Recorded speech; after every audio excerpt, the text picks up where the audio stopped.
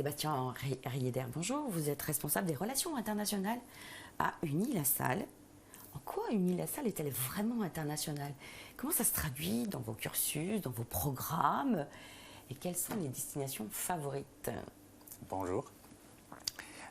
Le volet international joue vraiment un rôle très important à Unilassal. Nous avons 220 partenaires dans 55 pays, un peu partout dans le monde.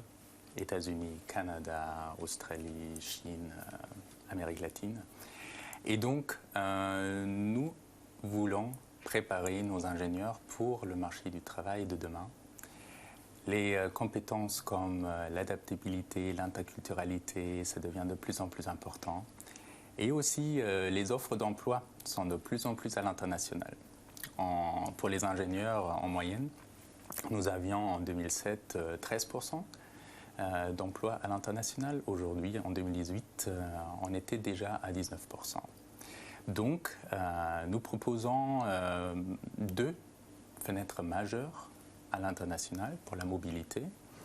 C'est le semestre Go-Lassal, c'est-à-dire en 5e semestre, nos élèves partent dans une université partenaire lassalienne. 5e semestre, c'est-à-dire? Ça veut dire le premier semestre de la 3e année.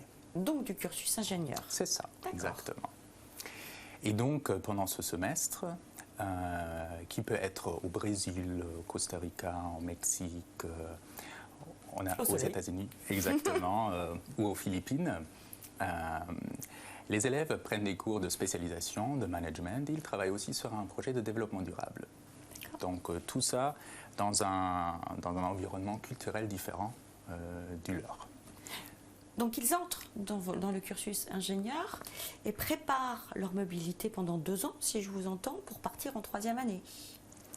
Le semestre Go-Lassal, il est obligatoire pour tout le monde. Donc cette mobilité concerne tous les élèves en 5e semestre. Après, ils reviennent à Unilassal et ils peuvent repartir une 2e fois au niveau master, donc 4e ou 5e année, pour un semestre d'excellence. Donc il y a 3 possibilités. Soit ils peuvent partir en semestre académique normal, soit, c'est ce qu'on encourage dans un double diplôme, soit ils peuvent faire par exemple leur mémoire de fin d'études à l'international aussi.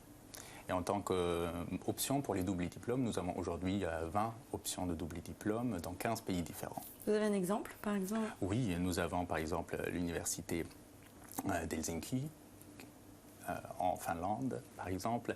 Il y a Wageningen aux Pays-Bas, une des meilleures universités en agronomie.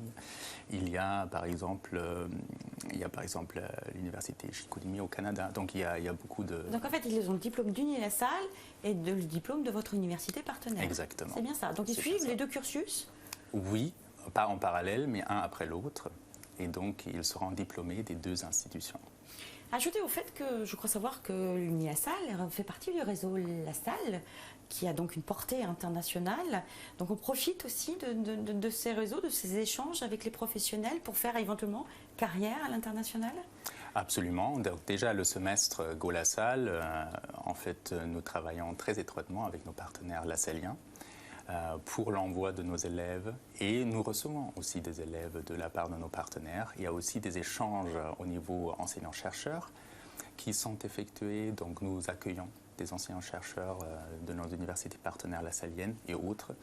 Et donc nous travaillons aussi ensemble à ce niveau-là. Il y a des stagiaires qui viennent aussi des partenaires lassaliens.